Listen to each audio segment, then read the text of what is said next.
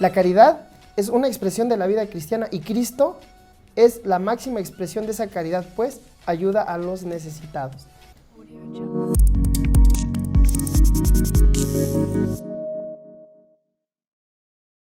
Para iniciar este tema, vamos a recordar el tema anterior.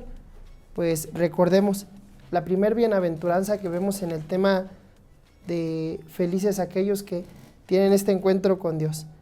Felices o bienaventurados los de espíritu pobre. Entonces quiero referirme a esta bienaventuranza precisamente por ello. Uno de los grandes impulsos que a nosotros nos lleva, nos invita a la misión, es la capacidad o la posibilidad de ver la necesidad.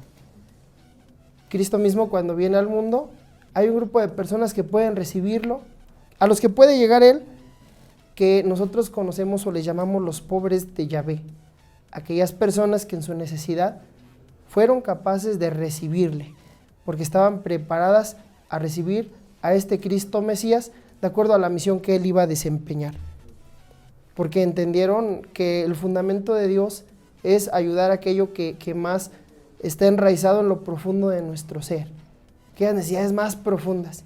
Entonces, solamente quien reconoce que es necesitado puede ser ayudado por Jesús. Esto lo vamos a ver en algunos de los textos bíblicos que vamos a reflexionar en nuestro tema. Jesús ayuda a los necesitados. Entonces, teniendo en cuenta esta dimensión de Cristo que ayuda, de este Cristo que libera al hombre de su esclavitud, nos encontramos con su primer milagro. La primera obra de Jesús, la primera actuación para el bien de los hombres, es en una boda en Caná de Galilea, a la que asistió con algunos de sus discípulos.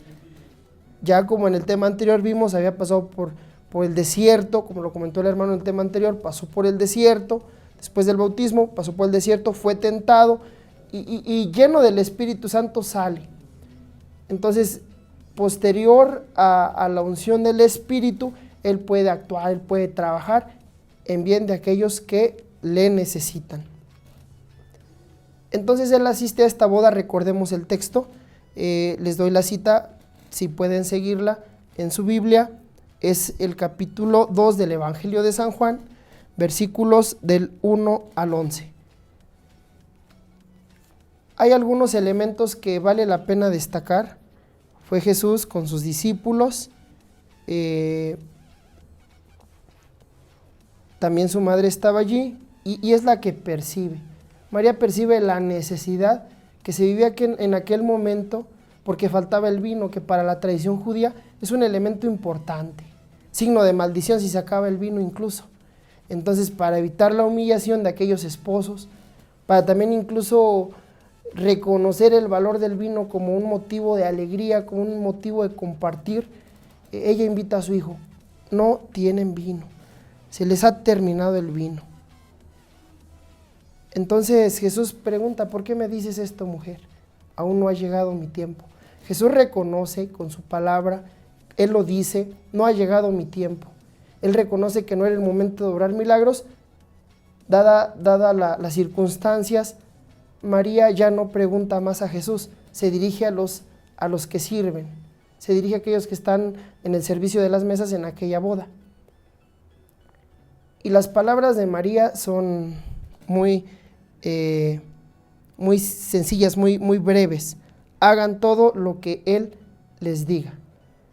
No espera el consentimiento de Jesús, pero confía en que ella, siendo su madre, Él va a acceder. Entonces aquellos hombres van ante Jesús y Jesús da una orden: llenen esas tinajas de agua, unas tinajas de 50 a 70 litros de agua, hasta arriba, y después llévenla al encargado de organizar la fiesta. Es lo que hicieron, llevan el vino, aquel hombre prueba el vino e incluso felicita al novio. Pues dice que el orden es diverso, dice: todos primero dan el vino bueno y ya cuando han bebido bastante los invitados se da el vino viejo. Pero tú has hecho diferente, primero has dado un vino y después has dado el mejor vino. Aludiendo a que aquel milagro que realiza Jesús al enviar el vino es un vino mejor que el que ya habían dado. Entonces, cuando está la intervención de Jesús, no solamente se cubre una necesidad, sino que se cubre y se mejora aquello que antes se tenía. Elementos a destacar. María es intercesora. Jesús realiza un milagro porque María a ello le inclina. No era su tiempo, mas María le lleva a realizar este milagro. Segundo elemento. Muchos podemos decirnos devotos de María, pero tener en cuenta lo que dice la palabra de Dios, principalmente en esta mujer que provoca el milagro de Jesús. Ser devoto de María consiste principalmente en escuchar la palabra de Dios cuando ella dice, hagan lo que Él les diga. El auténtico devoto de la Virgen María, de nuestra Madre, es aquel que escucha la palabra de Dios. Es aquel que escucha lo que Jesús le dice, lo obedece y solo así Jesús puede actuar.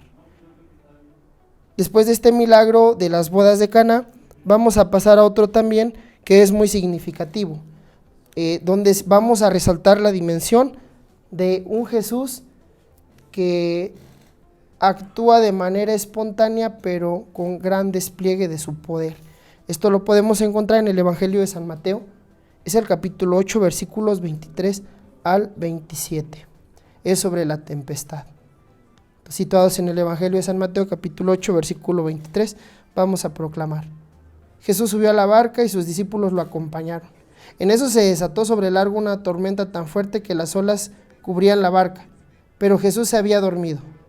Entonces sus discípulos fueron a despertarlo, diciéndole, Señor, sálvanos, nos estamos hundiendo.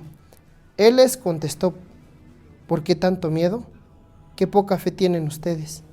Dicho esto, se levantó y dio una orden al viento y al mar, y todo quedó completamente tranquilo.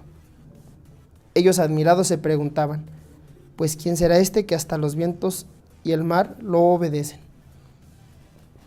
Palabra de Dios. Te alabamos, Señor. Estaban en la barca, en el mar, estaban las olas, estaba el viento, pero había pasado algo curioso. Jesús se durmió. Al parecer ellos veían a Jesús, sabían que Jesús estaba con ellos, pero pues creían que no iba a actuar porque pues él estaba dormido. Después pues él despierta, los reprende por su falta de fe y también reprende al mar y al viento, dando una orden, todo queda en calma. Vamos a ver aquí dos dimensiones fundamentales de la acción de Jesús. Jesús es un hombre verdadero, verdaderamente hombre, como lo profesamos en el credo, verdadero Dios y verdadero hombre, con todas las necesidades de una persona, de un hombre, con todas las facultades, posibilidades, pero también las limitaciones naturales que la física pues nos inclina, ¿verdad? El sueño es algo tan natural, Jesús mismo tiene sueño y se queda dormido, tan humano. Ahí la impotencia de aquello, saber que está ahí pero está dormido, ¿qué puede hacer una persona que está dormida? Porque no se puede percibir su acción. ¿Cuántas veces, queridos hermanos, cuántas veces hemos reconocido que está Dios con nosotros y podemos profesar, es que yo creo en Jesús, es que yo creo en Cristo y sé que Él está conmigo y sé que Él está ahí? Pero dudamos porque no percibimos su presencia activa, porque creemos que se ha dormido. Ay de nosotros si en esos momentos de duda, si en esos momentos de dificultad, vamos a escuchar su voz. ¿Por qué dudaste? ¿Por qué tú que decías creer en mí? ¿Por qué tú que decías que sabías que estaba contigo dudaste? ¿Por qué esas dudas en tu corazón? Entonces después de eso, pues da una muestra de su poder, como nada, ¿verdad? Da una orden al viento y al mar. Y todo quedó completamente tranquilo. Así como era de humano, era también de divino. Verdadero Dios y verdadero hombre. Porque la tempestad, porque la naturaleza se estremece ante la voz de Dios. Porque la naturaleza reconoce a su creador, a su hacedor, y obedece su palabra. Obedece su palabra y todo queda en calma. Pues, qué extraño, ¿no? La naturaleza quedó en calma y todos admirados, todos sorprendidos. La naturaleza obedeció a Cristo porque reconoció a su creador, pero aquellos que le profesaban como amigos no le reconocieron y se admiraban, quedaban sorprendidos, quedaban inquietos, no tuvieron paz por la falta de fe. ¿Cuántas veces, queridos hermanos, Vemos la acción de Dios y aún así quedan dudas en nuestro corazón. Vemos que la creación se somete ante el Creador y a veces nosotros no, ¿verdad? Entonces vamos a pasar a otro texto también importante sobre el milagro de Jesús a un hombre llamado Jairo, a su hija que estaba enferma. Esto lo podemos encontrar en el Evangelio de San Marcos. Es el capítulo 5, versículos del 21 al 43. Evangelio de San Marcos, capítulo 5, versículos 21 al 43. Son dos milagros que se realizan en una sola narración. Les pido de favor que ustedes en sus casitas lo proclamen con más calma. Entonces, este hombre se dirige a Jesús, entre los jefes de la sinagoga. Este hombre llamado Jairo se echó a sus pies y le rogó: mi hija está muriendo, ven por favor a poner tus manos sobre ella para que sane y viva. Jesús se fue con él, dice el texto. Cuando iba de camino, cuando estaba allá, en su caminar hacia la casa de Jairo, entre la multitud una mujer enferma de hace 12 años, tenía derrames de sangre, había sufrido mucho en médicos, no la habían podido sanar y cada vez estaba peor. Se acercó por entre la gente, tocó a Jesús, pues creía en su corazón: tan solo con que llegue a tocar su capa, quedaré sana. Y en ese preciso momento se detuvo el derrame. Jesús se da cuenta de que sale un poder de él y pregunta, voltea y pregunta: ¿quién me ha tocado? Pero pues la cuestión de los apóstoles es esta: bueno, ves la multitud de personas y tú preguntas quién me ha tocado. Ahora, Jesús los ignora, ¿verdad? Ustedes no reconocen la obra de Dios. No pueden percibir cómo Dios actúa. Dudan de que cuando no se percibe, Dios puede actuar. Dios actúa también en lo secreto, donde muchos no podemos ver, pero quien recibe la acción de Dios es capaz de reconocer. Por eso él voltea y pregunta, y la mujer que lo había tocado, muy asustada, voltea y le confiesa toda la verdad. Jesús le dice: hija, por tu fe has sido saneada, vete tranquila y curada ya de tu enfermedad. Aquí nos encontramos, queridos hermanos, con los hombres de fe. Los hombres de fe son capaces de arrebatarles el milagro a Jesús. No se lo pidió, no le rogó que la sanara, no tuvo que presentarse ante él como lo hizo Jairo, ¿verdad? Una persona distinguida. Esta mujer no, llegó entre lo oculto, entre lo secreto, se acercó por la espalda, le tocó el manto y le arrebató un milagro. ¿Cuántos podemos arrebatar milagros a Jesús? Con nuestras acciones de fe. Querido hermano, te invito, querida hermana, te invito a que te atrevas a robarle milagros a Jesús con actos de fe. Que se desprende el gran poder de su sola presencia. Saber que solamente con llegar a tocar, aunque sea lo más externo de él, quedaré sano. Porque ese es el poder de Jesús, que quiere liberarnos, que quiere ayudarnos, que quiere sanarnos de nuestras enfermedades. Esta mujer estaba prohibida de tocarlo por su enfermedad. Todo aquel que estaba, incluso en el caso para la tradición judía, en el caso de la mujer que sufría este tipo de enfermedades, no podía tocar a alguien porque la persona quedaba impura. Entonces, imagínate tocar a alguien, quedara impuro, una persona tan conocida, tan popular como Jesús en ese tiempo. Imagínate qué repercusiones hubiese tenido el haberse reconocido un acto así, como que esta mujer me impurificó. Mas Jesús no dice esto: esta mujer me hizo impuro. Jesús reconoce que la fe de esa mujer le roba un milagro. Atrevámonos a robarle milagros a Jesús con nuestros actos de fe. Entonces llegan algunos parientes, algunos conocidos de Jairo, donde estaba Jesús, y le dicen: tu hija ha muerto, ¿para qué molestar al maestro? Jesús no les hace caso y le dice al jefe de la sinagoga: no tengas miedo, cree solamente.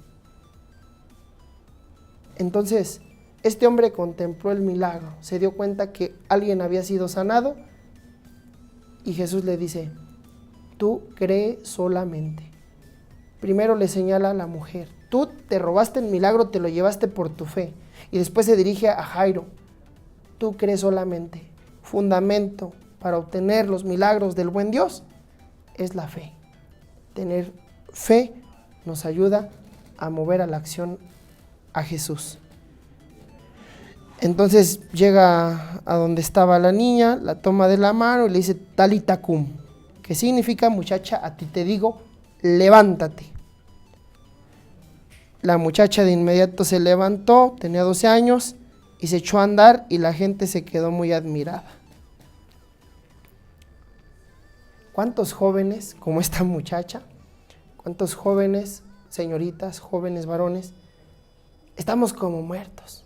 O están como muertos, quizás no yo, quizás no tú, pero alguno de tus amigos, de tus parientes más cercanos, están decaídos, están deprimidos y quisiéramos que reavivaran, que disfrutaran la vida.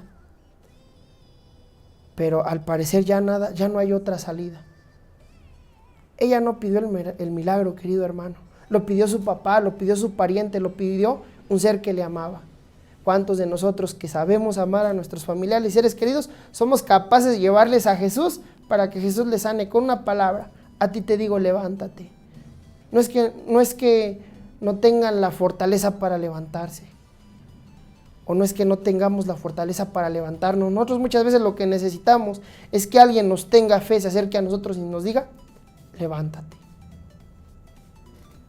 Vamos a continuar, queridos hermanos, con el siguiente texto, muy emotivo, y vamos a ver el poder de la intercesión. En el primero podemos entender el primer milagro de Jesús. La intercesión de María, pues era su mamá. ¿Quién no accede ante su madre, y más un hombre como Jesús, que vivió plenamente su humanidad? Vamos a ver que no solamente ante su mamá accede, sino también ante otros que demuestran, hacen esas expresiones de la fe. Vamos ahora a situarnos en el Evangelio de San Marcos, ahí mismo en San Marcos capítulo 2, versículos del 1 al 12. Ahí en San Marcos capítulo 2, versículos 1 al 12, donde nos encontramos con la narración de el paralítico que es sanado. Vamos a ponernos un poquito en contexto. Volvió a Cafarnaúm Jesús, estaba en una casa, pero se juntó tanta gente que pues no había acceso para que alguien más entrara. Casa llena y afuera lleno y todo lleno. Pues era Jesús que más esperábamos, ¿verdad? Una persona que atraía con su sola presencia, con su poder de palabra y con su poder de acción también. Entonces llevaban un paralítico, no pueden entrar por entrada principal porque todo está lleno. ¿Qué deciden hacer? Estos 4 hombres que llevaban al paralítico cargado, pues suben al techo, quitaron parte de ese techo donde estaba Jesús, en esa parte donde estaba Jesús, y hicieron entrar al enfermo, lo bajaron con lazos, pues él estaba acostado en una camilla. Cuando Jesús vio la fe, vamos a resaltar esto en el versículo 5, cuando Jesús vio la fe que tenían, le dijo al enfermo, hijo mío, tus pecados quedan perdonados. Aquellos hombres llevaban a aquel enfermo porque necesitaban.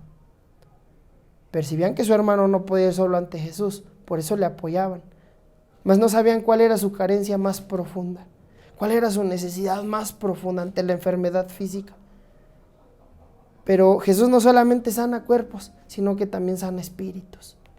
Por eso le perdona los pecados, porque Jesús vio la fe de aquellos hombres y vio la necesidad del hombre, pero la necesidad profunda que encontró en él no era la necesidad solamente de salud, sino también la necesidad del perdón. Necesitaba la necesidad de ser liberado de la carga de la culpa por los pecados. Esto escandaliza cómo este hombre viene a perdonar pecados. Aquellos que decían conocer a Dios le juzgan. ¿Cómo se atreve a hablar así? Sus palabras son una ofensa contra Dios, pues solo puede perdonar pecados Dios. Bueno, pues ahí sí les falló, porque era el mismo Dios quien estaba perdonando los pecados. Ahora Jesús, sabiendo sus pensamientos, esto les escandaliza. ¿Qué pasaría si yo le digo al hombre, toma tu camilla, levántate, toma tu camilla y vete a tu casa? Entonces aquí, con sus acciones milagrosas, portentosas, con su poder, da muestra de su autoridad, da muestra de la verdad de sus palabras al perdonar pecados. Dice, para que vean que el Hijo del Hombre, para que se den cuenta que el Hijo del Hombre tiene facultad para perdonar pecados, tiene autoridad para perdonar pecados, dijo al paralítico, levántate, toma tu camilla y vete.